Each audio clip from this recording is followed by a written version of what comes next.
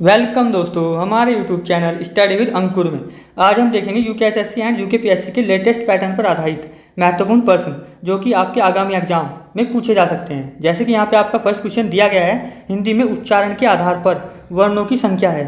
तो इसका आंसर हो जाएगा आपका ऑप्शन ए 10 स्वर और 35 व्यंजन, यानी कि ये हैं आपके कुल 45। अगर आपसे क्वेश्चन पूछा जाता लेखन के आधार पर वर्णों की कुल संख्या कितनी है, तो लेखन के आधार पर वर्ण है 52। ये भी आप ध्यान रखते हुए चलेंगे। नेक्स्ट आपका यहाँ पे क्वेश्चन पूछा गया है, हिंदी भाषा में सर्वनाम के कितने रूपों का प्रयोग किया जाता है, तो ये किया जाता है आपका 6। सर्वनाम यूकेएसएससी का एक फेवरेट टॉपिक है, यहाँ से क्वेश्चन एग्जाम में बहुत बार पूछे गए हैं और आगे भी पूछे जाएंगे। तो आपको ये भी ध्यान रखते हुए चलना है। सर्वनाम होते हैं आपके 6 प्रकार के, जिसमें आता है आपका पुरुषवाचक, निश्चयवाचक, अनिश्चयवाचक, संबंधवाचक, प्रश्नवाचक और निजवाचक सर्वनाम। जो आपका पुरुषवाचक सर्वनाम है, पुरुषवाचक सर्वनाम होता है आपका 3 प्रकार का, उत्तम पुरुष, मध्यम पुरुष और अन्य पुरुष। यहाँ से भी क्वेश्चन एग्जाम में पूछे जाते हैं। जैसे कि आपका पूछा जाएगा वह किस प्रकार का सर्वनाम है, तो वह है आपका अन्य पुरुष सर्वनाम, और मैं है आपका उत्तम पुरुष सर्वनाम। ये भी आपको ध्यान रखते हुए चलना है। नेक्स्ट यहाँ पे आपका क्वेश्चन पूछा गया है, निम्नलिखित शब्दों में से कौन सा शब्द क्रिया विशेषण है। तो जो आपका क्रिया विशेषण है यहाँ पे, ये इसका आंसर हो जाएगा आपका ऑप्शन ए तेज। क्रिया विशेषण वो होते हैं जो क्रिया की विशेषता बताते हैं। इसके अलावा आपको यहाँ पे ये भी ध्यान रखते हुए चलना है, अर्थ के आधार पर क्रिया विशेषण होते हैं 4 प्रकार के, जिसमें आता है आपका स्थानवाचक, कालवाचक, परिमाणवाचक और रीतिवाचक क्रिया विशेषण। आपसे क्वेश्चन ऐसे ही पूछा जाएगा कि इनमें से कौन क्रिया विशेषण का उदाहरण नहीं है, तो आपको चारों पता होनी चाहिए। स्थानवाचक, कालवाचक, परिमाणवाचक और रीतिवाचक, ये 4 प्रकार के क्रिया विशेषण होते हैं अर्थ के आधार पर। नेक्स्ट चलते हैं अब। नेक्स्ट यहाँ पे आपका क्वेश्चन पूछा गया है, हिंदी में कितने कारकों का प्रयोग होता है। तो कारक होते हैं 8 प्रकार के। जैसे आपका यहाँ पे होता है कर्ता कारक, कर्म कारक, संप्रदान कारक, करण कारक। जैसे इनके आपको विभक्ति चिन्ह भी ध्यान रखते हुए चलें। जैसे कर्ता का होता है ने, कर्म का होता है आपका को, करण का होता है आपका से, और अधिकरण कारक का होता है में और पर। ऐसे क्वेश्चन पूछेगा आपसे कि में और पर किस कारक का चिन्ह है, तो ये होता है आपका अधिकरण कारक का। से होता है आपका करण का। इसके अलावा अपादान का भी जो विभक्ति चिन्ह है वो भी आपका से ही होता है। ये 8 के 8 प्रकार के कारक आप ध्यान रखते हुए चलेंगे, यहाँ से क्वेश्चन एग्जाम में बनते हैं। नेक्स्ट यहाँ पे आपका क्वेश्चन पूछा गया है, हिंदी भाषा में कितने प्रकार के वचनों का प्रयोग किया जाता है। तो ये किया जाता है आपका 2 प्रकार के, एक वचन और बहुवचन। अगर आपसे क्वेश्चन पूछा जाता है कितने प्रकार के वाच्यों का प्रयोग किया जाता है, तो वाच्य होते हैं आपके 3 प्रकार के, जिसमें आता है आपका कर्तवाच्य, कर्मवाच्य और आपका भाववाच्य। ये होते हैं 3 प्रकार के वाच्य। नेक्स्ट आपका यहाँ पे क्वेश्चन पूछा गया है, संज्ञा के कितने भेद होते हैं। तो संज्ञा के अगर आपसे यहाँ पे क्वेश्चन पूछा जाता है व्युत्पत्ति के आधार पर, तो व्युत्पत्ति के आधार पर संज्ञा के होते हैं 3 भेद, जिसमें आता है आपका रूढ़, यौगिक और योग रूढ़। अगर यहाँ पे आपसे क्वेश्चन पूछा जाता है कि अर्थ के आधार पर, तो अर्थ के आधार पर जो संज्ञा होती है ये होती है 5 प्रकार की, जिसमें आती है आपकी व्यक्तिवाचक, जातिवाचक, द्रव्यवाचक, समूहवाचक और भाववाचक संज्ञा। ये भी आप ध्यान रखते हुए चलेंगे। नेक्स्ट है आपका यहाँ पे क्वेश्चन, वाक्य 2 प्रकार के होते हैं, सरल और जटिल, किस आधार पर बताइए। ये वाक्य होते हैं आपके 3 प्रकार के, जिसमें होता है आपका सरल वाक्य, संयुक्त वाक्य और जटिल वाक्य, और आपका तीसरा होता है मिश्र वाक्य। तो ये होते हैं आपके रचना के आधार पर, यानी कि ऑप्शन ए आंसर हो जाएगा। ये 2 नहीं 3 होते हैं आपके। अगर आपसे पूछा जाता है कि अर्थ के आधार पर वाक्य कितने प्रकार के होते हैं, तो अर्थ के आधार पर होते हैं वाक्य 8 प्रकार के, जिसमें आपका आता है, यहाँ पे ये भी ध्यान रखते हुए चलेंगे आप, विधानवाचक, निषेधावाचक, आज्ञावाचक, प्रश्नवाचक, इच्छावाचक, संदेहवाचक, विस्मयवाचक और संकेतवाचक वाक्य। आपसे क्वेश्चन ऐसे ही पूछा जाएगा, इनमें से कौन सा अर्थ के आधार पर वाक्य का प्रकार नहीं है, तो आपको 8 के 8 प्रकार ध्यान रहने चाहिए। यूकेएसएससी अब डीपली पूछ रहा है क्वेश्चन। इसके अलावा अगर आपसे पूछा जाता है रचना के आधार पर, तो रचना के आधार पर वाक्य होते हैं 3 प्रकार के, सरल वाक्य या फिर साधारण वाक्य, और संयुक्त वाक्य या फिर जटिल वाक्य, और मिश्र वाक्य। ये भी आप ध्यान रखते हुए चलेंगे। नेक्स्ट आपका यहाँ पे क्वेश्चन पूछा गया है, वर्तमान समय में संविधान द्वारा स्वीकृत भाषाओं की संख्या है, तो यह है आपकी 22। अगर आपसे पूछा जाता मूल संविधान में कितनी भाषाएं थी, तो मूल संविधान में थी 14 भाषाएं। 15वीं भाषा के रूप में सिंधी को जोड़ा गया था। कब जोड़ा गया था?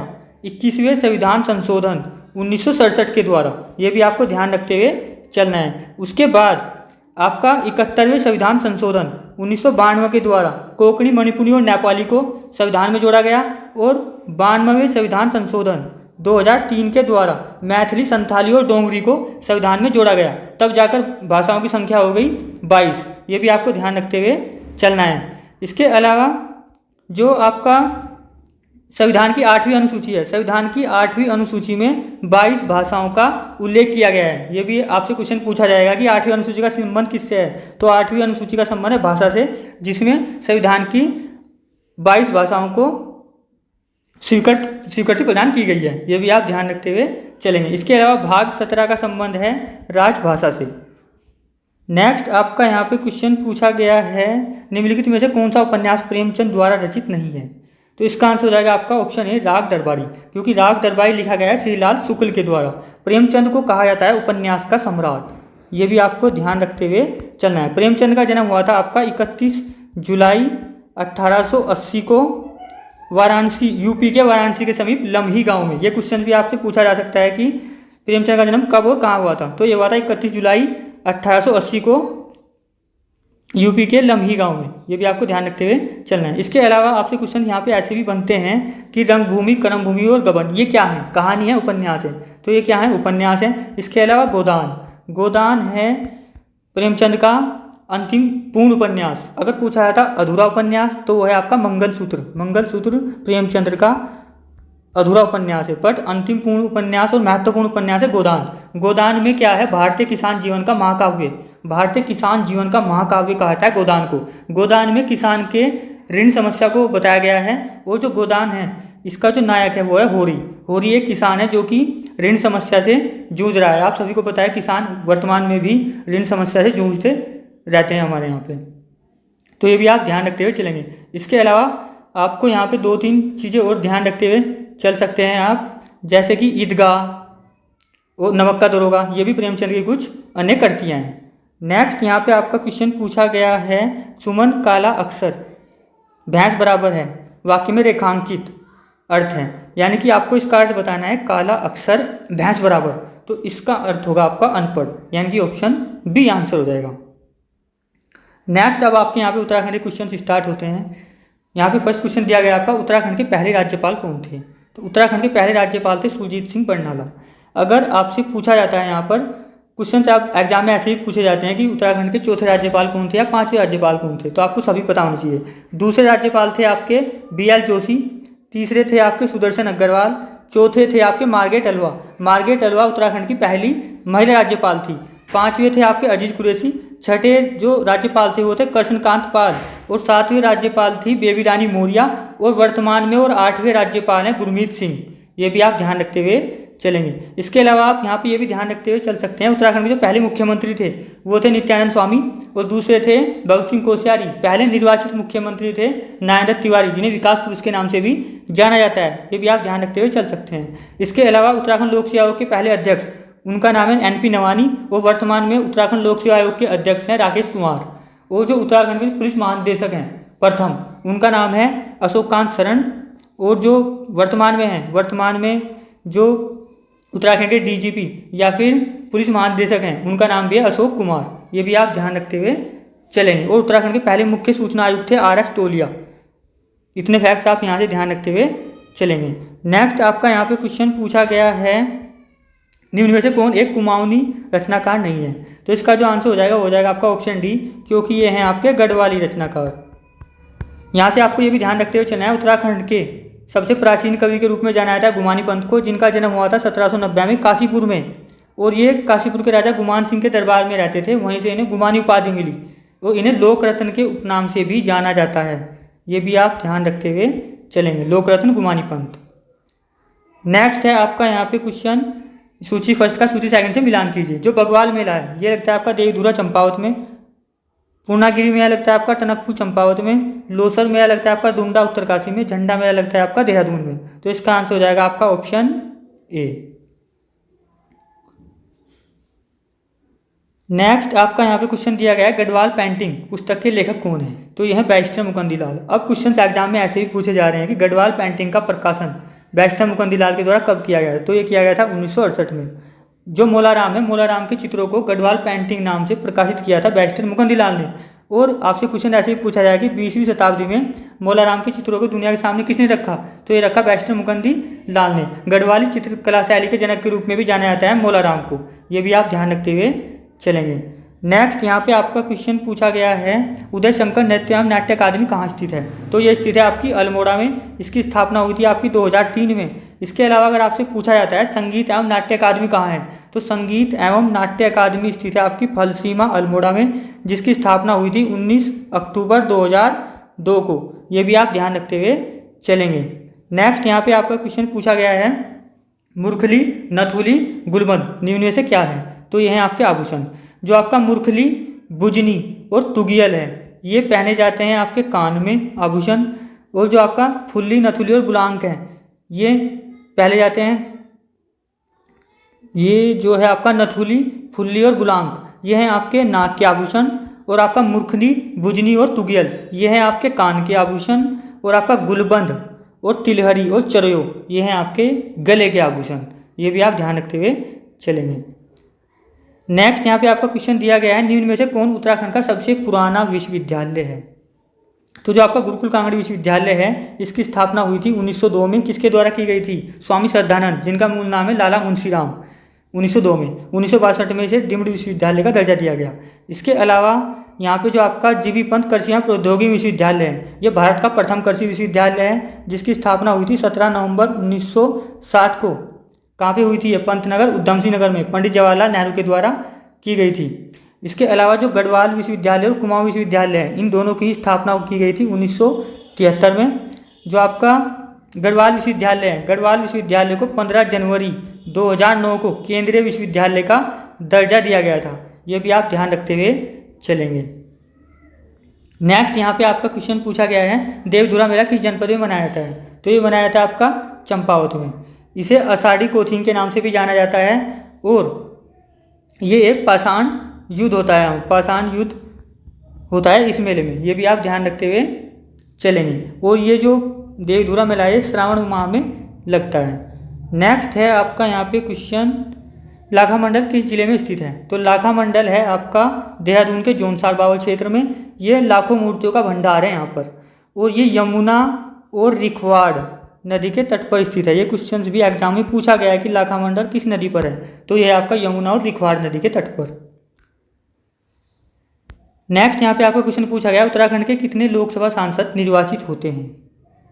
तो आप सभी को पता है उत्तराखंड में लोकसभा की 5 सीटें हैं। कौन कौन सी हैं? APTNH, यानी कि अल्मोड़ा, पौड़ी, टिहरी, नैनीताल और हरिद्वार। अल्मोड़ा से हैं आपके अजय टम्टा, पौड़ी से हैं तीर्थ सिंह रावत सांसद, टिहरी से हैं आपके माला राजा लक्ष्मी शाह, और नैनीताल से हैं आपके अजय भट्ट, और हरिद्वार से हैं रमेश पोखरियाल निशंक। ये भी आपको ध्यान रखते हुए चलना है कि क्वेश्चन एग्जाम में पूछा जाएगा आपसे कि टिहरी से लोकसभा सांसद कौन है? तो माला राज लक्ष्मी शाह।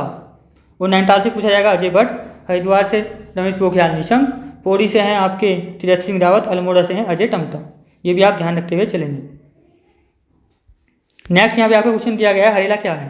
तो हरेला क्या है? एक त्यौहार है। कब मनाया जाता है उत्तराखंड में? 16 जुलाई को चैत्र माह में मनाया जाता है ये। इसके अलावा हरेली बिल्कुल यही त्यौहार है हरेले के जैसा ही, बट हरेली कहा जाता है छत्तीसगढ़ में। छत्तीसगढ़ में मनाया जाता है हरेली त्यौहार। ये भी आप ध्यान रखते हुए चलेंगे। और हरेला त्यौहार किसका प्रतीक है? पर्यावरण संरक्षण का। नेक्स्ट यहाँ पे आपका क्वेश्चन पूछा गया, श्री पूर्णागिरि मंदिर उत्तराखंड के किस जिले में स्थित है? तो ये स्थित है आपका टनकपुर चंपावत में। कहाँ है ये आपका? टनकपुर चंपावत में। किस पहाड़ी पर है ये? अन्नपूर्णा पहाड़ी पर। ये भी क्वेश्चन एग्जाम में पूछा जाएगा कि पूर्णागिरि मंदिर किस पहाड़ी पर है? तो ये आपका अन्नपूर्णा पहाड़ी पर टनकपुर चंपावत में सबसे अधिक दिनों तक लगने वाला मेला है ये। और ये चैत्र नवरात्रों में और अश्विन माह में मनाया जाता है। ये भी आप ध्यान रखते हुए चलेंगे। और किस नदी पर लगेगा? काली नदी पर, क्योंकि टनकपुर किस नदी पर स्थित है? काली नदी पर। नेक्स्ट यहाँ पे आपका क्वेश्चन पूछा गया है, नील दर्पण के लेखक कौन है? तो नील दर्पण के लेखक है दीनबंधु मित्र। नील दर्पण नाटक है ये, जो कि नील की खेती करने वाले किसानों से संबंधित है। नेक्स्ट यहाँ पे आपका क्वेश्चन पूछा गया है, 1857 के विद्रोह के समय भारत का गवर्नर जनरल कौन था? तो ये थे लॉर्ड कैनिंग। इसके अलावा आप ये भी ध्यान रखते हुए चलेंगे, 1872 में प्रथम जनगणना की शुरुआत की गई थी लॉर्ड मेयो के द्वारा। और 1854 का वुड डिस्पैच, जिसे भारतीय शिक्षा का मैग्ना कार्टा कहा जाता है, वो लॉर्ड डलहौजी के द्वारा लाया गया था। और 1854 में ही भारत का डाक टिकट जारी किया गया था। उस टाइम पे भी जो गवर्नर जनरल थे वो लॉर्ड डलहौजी थे। और 16 अप्रैल 1853 को भारत की पहली ट्रेन चली, वो भी लॉर्ड डलहौजी के समय ही चलाई गई थी।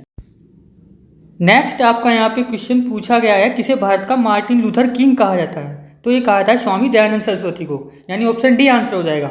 स्वामी दयानंद सरस्वती से आप ये भी ध्यान रखेंगे कि 10 अप्रैल 1875 को बम्बई में इनके द्वारा आर्य समाज की स्थापना की गई थी और स्वामी दयानंद सरस्वती के द्वारा ही स्वराज शब्द का सर्वप्रथम प्रयोग किया गया और हिंदी को राजभाषा के रूप में माना गया।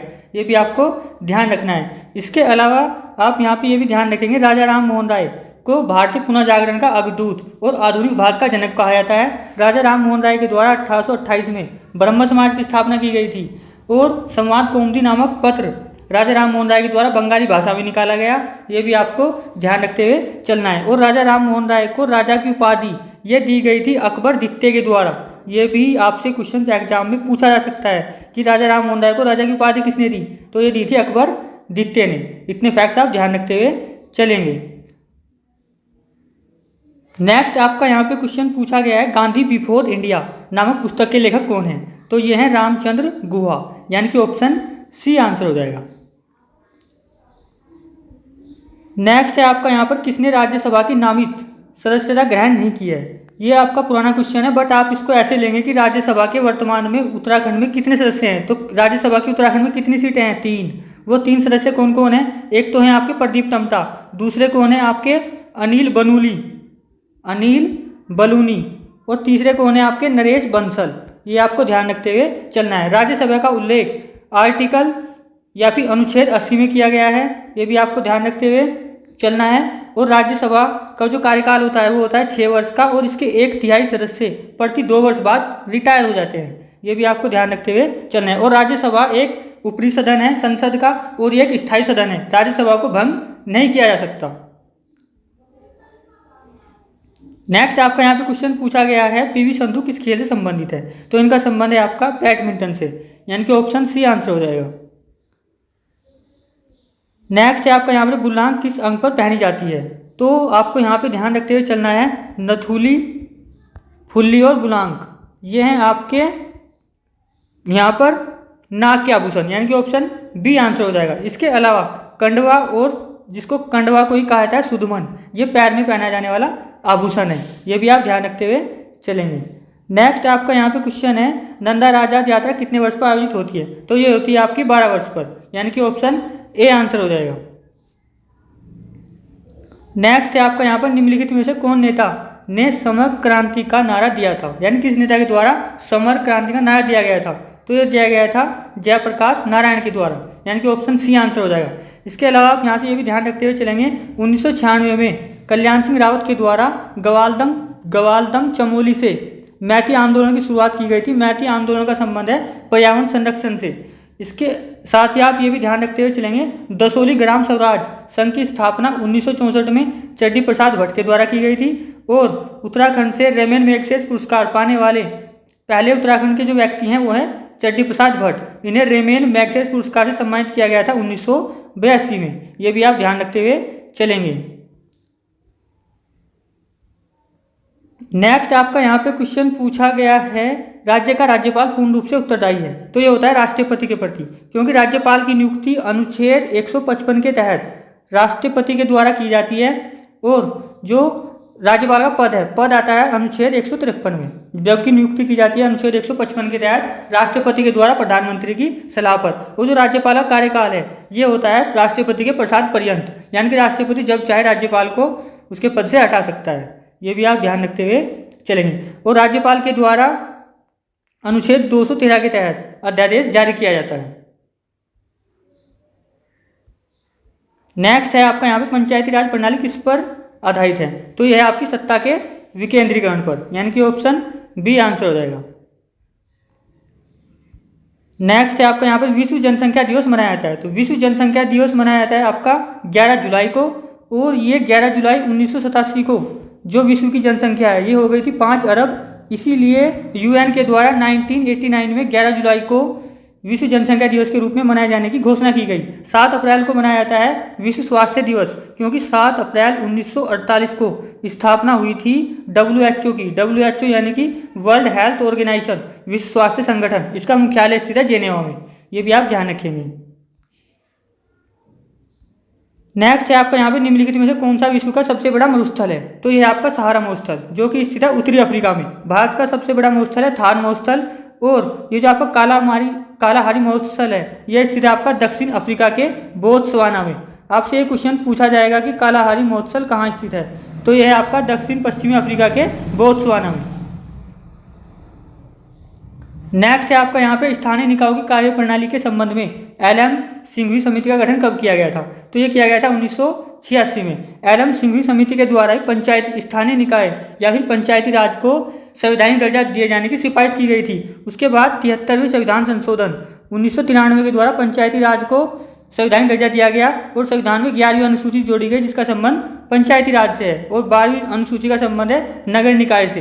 ये भी आपको ध्यान रखते हुए चलना है। इसके अलावा 1977 में अशोक मेहता समिति का गठन किया गया था जिसने 2 स्तरीय पंचायती राज की व्यवस्था की थी, और 1957 में बीएल मेहता समिति या फिर बलवंत राय मेहता समिति का गठन किया गया जिसके द्वारा 3 स्तरीय पंचायती राज व्यवस्था की सिफारिश की गई, और वर्तमान में भारत में 3 स्तरीय पंचायती राज व्यवस्था ही लागू है। इतने फैक्ट्स आप ध्यान रखते हुए चलेंगे। नेक्स्ट है आपका यहाँ पर निम्नलिखित योजनाओं में से कौन सी योजना केंद्र सरकार द्वारा पोषित है? मनरेगा, सर्व शिक्षा अभियान, सीमांत क्षेत्र विकास योजना। तो इसका आंसर हो जाएगा आपका ऑप्शन डी, उपयुक्त सभी। जो आपकी ये मनरेगा योजना है ये पहले थी नरेगा यानी कि राष्ट्रीय रोजगार गारंटी अधिनियम। ये जो एक्ट है नरेगा जो एक्ट है ये आया था 2005 में। बट जो ये नरेगा योजना है यानी कि राष्ट्रीय रोजगार अधिनियम, ये जो योजना है ये चलाई गई थी 2 फरवरी 2006 को आंध्र प्रदेश के अनंतपुरम गांव से, और 2 अक्टूबर 2009 को इसका नाम बदलकर कर दिया गया मनरेगा यानी कि महात्मा गांधी राष्ट्रीय रोजगार गारंटी अधिनियम। और इसके तहत होता क्या है, 100 दिन का रोजगार दिया जाता है 1 वर्ष के अंदर प्रत्येक ग्रामीण परिवार के यहाँ से। अलग अलग राज्यों में इसे बढ़ाया भी गया है, जैसे उत्तराखंड में इसे बढ़ाकर कर दिया गया है 150 दिन का। ये भी आप ध्यान रखते हुए चलेंगे। नेक्स्ट आपका यहाँ पे क्वेश्चन पूछा गया है 2014 में किसके जन्म दिवस के अवसर पर स्वच्छ भारत मिशन का उद्घाटन किया गया था? तो ये किया गया था महात्मा गांधी के जन्म दिवस के रूप में। कब? 2 अक्टूबर 2014 को। इसके अलावा आप ये भी ध्यान रखते हुए चलेंगे 14 अप्रैल को मनाया जाता है BR अम्बेडकर का जन्म दिवस। इनका जन्म हुआ था 14 अप्रैल 1891 को। इसके अलावा जो आपका यहाँ पे दिया गया है दीनदयाल उपाध्याय, इनके जन्म दिवस होता है 25 सितंबर को, जिसे बनाया जाता है अंत्योदय दिवस के रूप में। ये भी आप ध्यान रखते हुए चलेंगे। नेक्स्ट आपका यहाँ पे क्वेश्चन पूछा गया भारत की संविधान सभा का गठन हुआ था, तो ये हुआ था कैबिनेट मिशन द्वारा। ये जो आपका संविधान सभा है इसी के द्वारा संविधान का निर्माण किया गया था, और संविधान सभा का गठन हुआ था कैबिनेट मिशन द्वारा। कैबिनेट मिशन 24 मार्च 1946 को दिल्ली के कौशल पुस्तकालय चैम्बर में पहुंचा था, और इसमें कैबिनेट मिशन में 3 सदस्य थे, स्टेबर्ट क्रिस, AB अलेक्जेंडर और sir Pethick Lawrence. Sir Pethick Lawrence की अध्यक्षता में कैबिनेट मिशन भारत आया था, ये भी आपको ध्यान रखना है। और इसी कैबिनेट मिशन की सिफारिश पर संविधान सभा का गठन किया गया। कब किया गया? 6 दिसंबर 1946 को। उसके बाद 9 दिसंबर 1946 को संविधान सभा की पहली बैठक हुई, जिसमें सभा के जो सबसे बुजुर्ग सदस्य थे सच्चिदानंद सिन्हा, उन्हें अस्थायी अध्यक्ष चुना गया संविधान सभा का। और 11 दिसंबर 1946 को संविधान सभा का स्थायी अध्यक्ष चुना गया डॉक्टर राजेंद्र प्रसाद को। ये भी आप ध्यान रखते हुए चलेंगे। नेक्स्ट आपका यहाँ पे क्वेश्चन पूछा गया है भारत के संविधान में मूल कर्तव्यों का समावेश किस वर्ष किया गया था? तो ये किया गया था 1976 में। 42वें संविधान संशोधन 1976 के द्वारा संविधान में 10 मूल कर्तव्य जोड़े गए, बट वर्तमान में है 11 मूल कर्तव्य। ये जो आपका 11वां मूल कर्तव्य है ये जोड़ा गया था 86वें संविधान संशोधन 2002 के द्वारा, जिसका जो संबंध है ये है बच्चों को आधारभूत शिक्षा उपलब्ध कराने से। यानी कि जो आपके 6 से 14 वर्ष तक के बच्चे हैं उनकी शिक्षा की जो जिम्मेदारी है वो उनके पेरेंट्स या फिर अभिभावक की होगी। नेक्स्ट है आपका यहाँ पे मानव अधिकारों की सार्वभौमिक घोषणा कब की गई थी? तो ये की गई थी 10 दिसंबर 1948 को, यानी ऑप्शन बी आंसर हो जाएगा। इसलिए 10 दिसंबर को मनाया था अंतर्राष्ट्रीय मानव अधिकार दिवस, और इसमें 30 अनुच्छेद हैं। ये भी आपको ध्यान रखते हुए चलना है। तो ये आपके क्वेश्चंस कंप्लीट होते हैं। अभी तक के लिए इतना ही, मिलेंगे नेक्स्ट वीडियो में। Thank you watching video, please like and subscribe channel. Thank you.